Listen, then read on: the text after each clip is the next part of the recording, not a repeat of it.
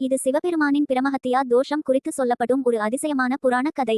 சிவபெருமான் பிரம்மாவின் 5வது தலையை வெட்டிய பிறகு அந்த தலையோ சிவனின் கையிலே ஒட்டிக்கொண்டு விடாமல் இருந்தது.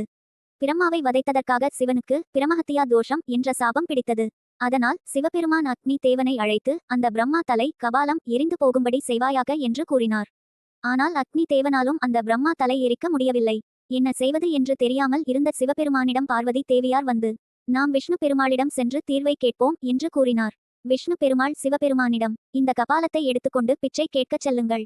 எந்த இடத்தில் அந்த கபாலம் பிச்சையால் நிரம்புகிறதோ அங்கே உங்களின் பாபம் நீங்கும் என்று அறிவுறுத்தினார். அதன்படி சிவபெருமான் சென்ற இடமெல்லாம் பிச்சை கேட்டு நடந்தார். ஆனால் எவ்வளவு பிச்சை அளித்தாலும் அந்த கபாலம் ஒருபோதும் நிரம்பவில்லை.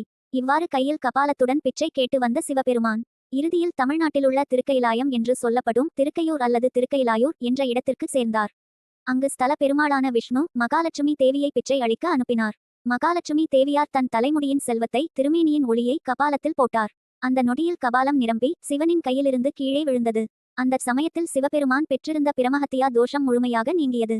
அந்த இடத்திலேயே சிவபெருமான் பிரம்மசிர கண்டீஸ்வரர் என்ற நாமத்தில் என்றென்றும் அருள்பாலித்து வருகிறார்.